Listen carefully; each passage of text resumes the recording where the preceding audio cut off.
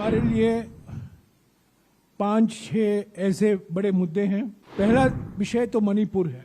इसमें प्रधानमंत्री जी को भी बोलना चाहिए। प्रधानमंत्री की मौजूदगी में ये बहस होनी चाहिए।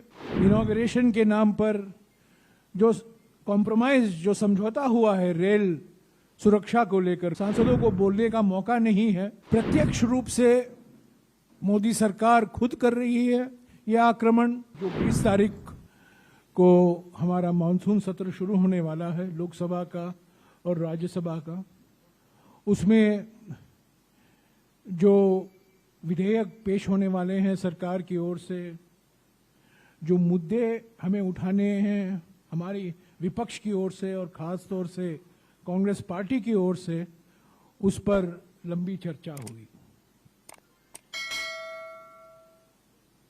हमारे लिए 5-6 ऐसे बड़े मुद्दे हैं जिस पर हम जरूर चर्चा चाहेंगे, बहस होनी चाहिए, इसकी हम मांग करेंगे लोकसभा में और राज्यसभा में।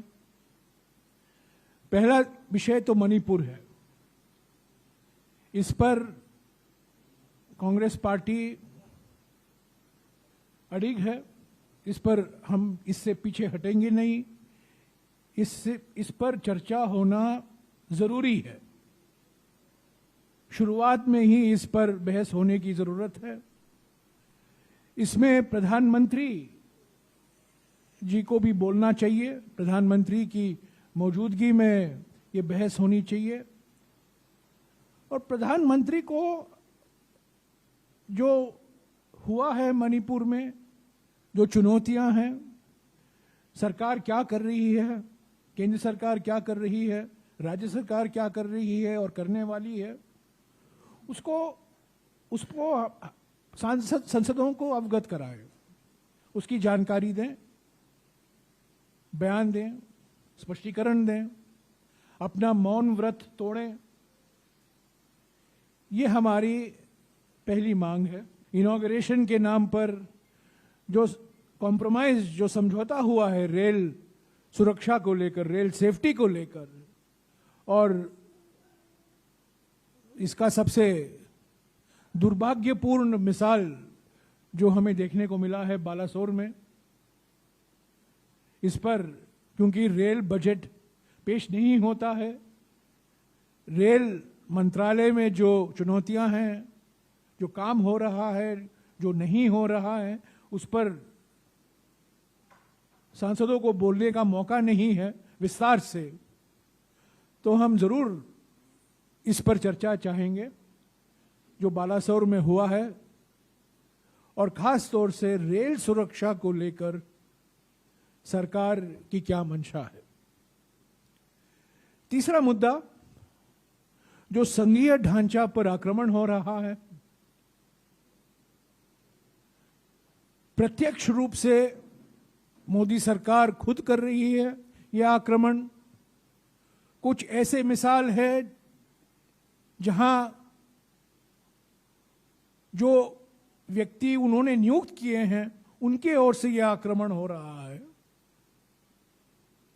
ये संविधान का उल्लंघन है। चुने हुए राज्य सरकारों पर यह सीधा आक्रमण है, मोदी सरकार के द्वारा, राज्यपालों के द्वारा।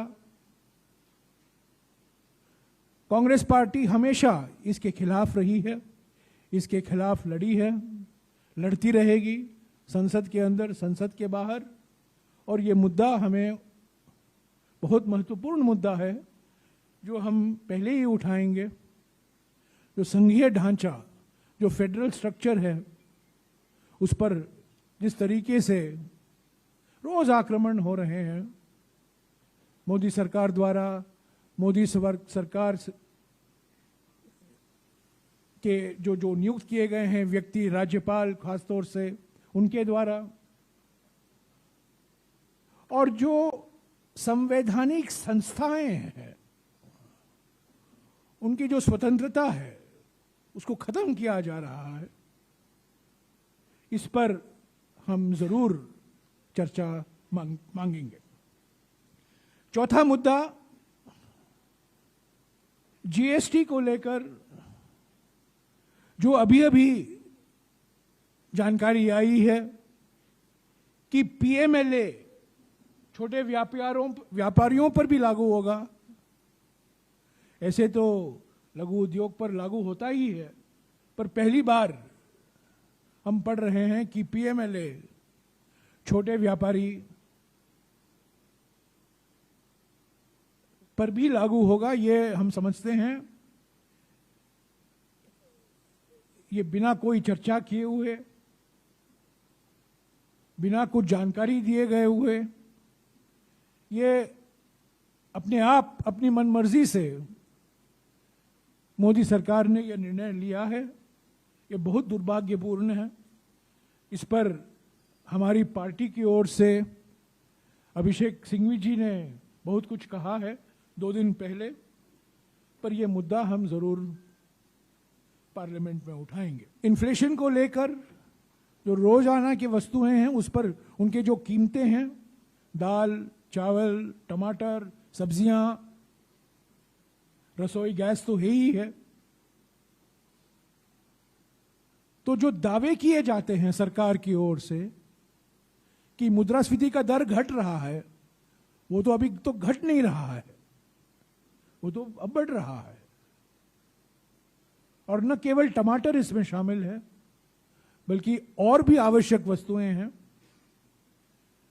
जो सभी परिवारों पर ये बोझ बनकर पड़ा हुआ है।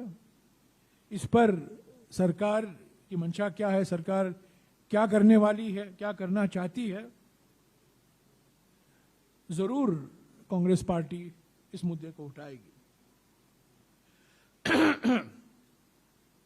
कुछ ऐसे कार्यक्रम हैं जैसे महात्मा गांधी नरेगा है, ग्रामीण विकास के लिए जो कार्यक्रम, जो परियोजनाएं यूपीए के सरकार के समय से लागू हुआ है, उसको कमजोर किया जा रहा है अलग अलग बहानों को लेकर।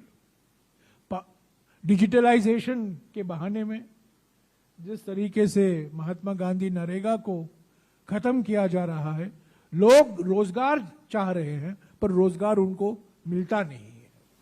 ये अजीब सी स्थिति है और ये